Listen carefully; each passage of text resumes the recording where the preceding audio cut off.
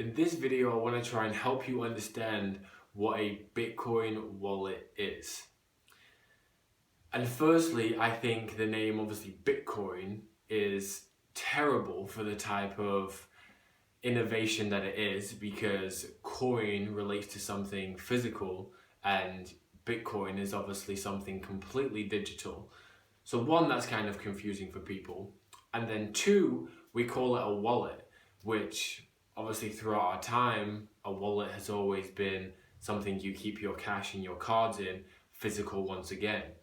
So the way I want to try and explain this hopefully will help you understand more about the network, more about the blockchain and the wallet that helps access your Bitcoin or cryptocurrency funds.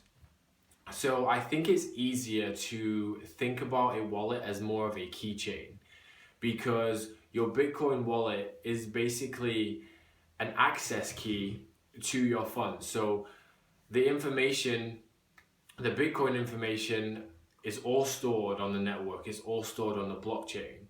So with your Bitcoin wallet, you basically have a private access key, a alphanumerical code. Alphanumerical just means a long number and letters formed together to create a private key. Don't be like alarmed about, oh gosh, this seems too confusing. It's really not.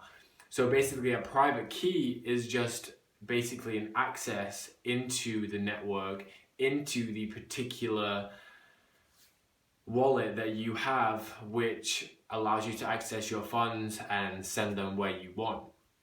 So when you think of it as a keychain rather than a wallet, I feel like it makes so much more sense, because what I'm thinking and the way I break it down in my head is you kind of have this big corridor, and the corridor represents the network and represents the blockchain and where all the value is stored. And then there's loads of doors along this corridor, and basically one of these doors you have a key to, and your key allows you to open your door and access however much Bitcoin you have inside your wallet, inside your keychain. Which is pretty amazing, because the network itself is obviously completely decentralized, and the consensus of different computers and different miners all over the world verify this corridor of information. And what happens is when you have a Bitcoin wallet, when you have an access key, you can basically just open your door and utilize the funds that you have inside that private key.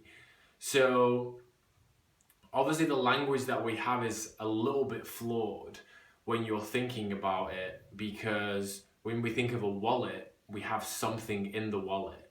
But understanding it more as a keychain and an access key allows you to understand more of how this network operates and the type of innovation that it's bringing and the security that it's bringing, because your private key within your wallet is yours, nobody else can see it, which makes it very secure. And if you have it on an offline, say nano ledger, then it's even more secure.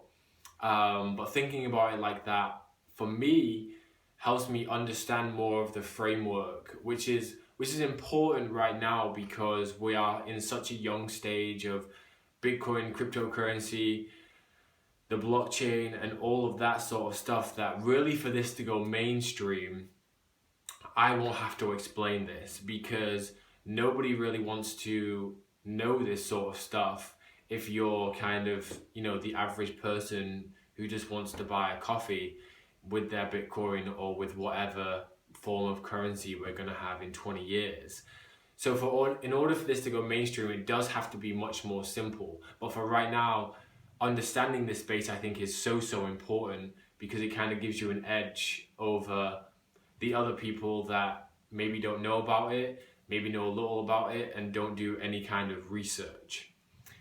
So I hope that helps, and I think in the future this will be much more simple and we won't even have to, you know, worry about this kind of stuff. It'll be like a regular banking app that we have. But yeah, for right now, I think thinking about it like I just explained makes it easier to understand, digest, and see the bigger picture of the framework that's going on. So I'm Matt Sheriff. Thank you for watching the video. Subscribe to the channel. Check out the free resources in the description box below, and I'll see you on the next one.